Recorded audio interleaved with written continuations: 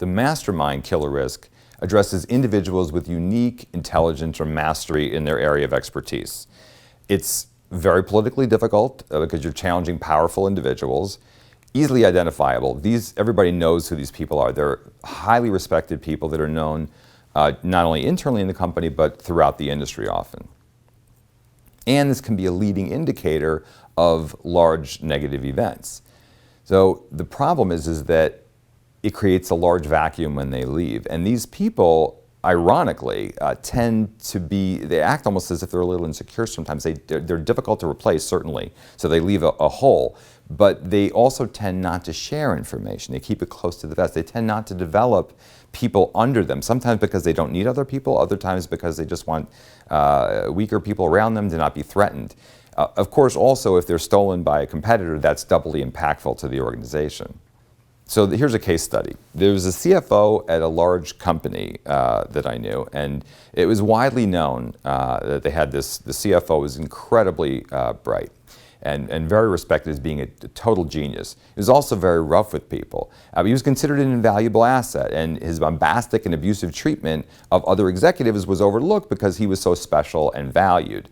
After he left, though, for a few years, the corporate area struggled to actually accomplish anything. And I talked to a woman there. She said it took us a while to figure it out, but he surrounded himself with completely weak people and sycophants, and they eventually had to get rid of everybody and replace everybody in the entire corporate department before they could really move forward.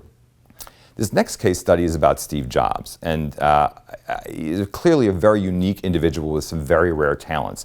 Among those talents what was described by Walter Isaacson's biography of Jobs, and if you haven't read it, I recommend it. It's a good book.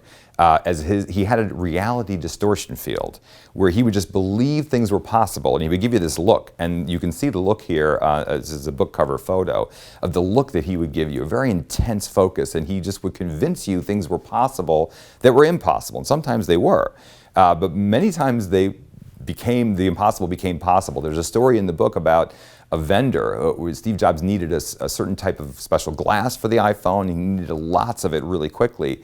And the vendor says, I knew it was impossible to get the production levels and the quality to where Steve Jobs wanted it, but he kept insisting that it was going to happen.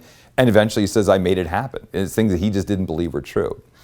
So you can see here what happened with Steve Jobs. Take a look at this chart. You can see that he first was pushed out of Apple. Now, after he left, the stock price did go up for a while. It's possible that it was due to things that he was already in the works. But you can see the most important thing is where the chart starts to level out. You can see that without him, they didn't really go anywhere, and they started to then fall. They brought him back in, and then they had really good growth again at Apple. Now he's gone, he's passed. So Apple's the kind of company that they have to massively reinvent the world every couple of years, or they go away very quickly, and people are nipping at their heels. Now with Steve Jobs he put in his place, his successor was Tim Cook. And Tim Cook is not the same kind of guy at all that Steve Jobs was. He's not a genius visionary in the same realm at all. He's from procurement. So I think it's been set up to fail. We'll see what happens.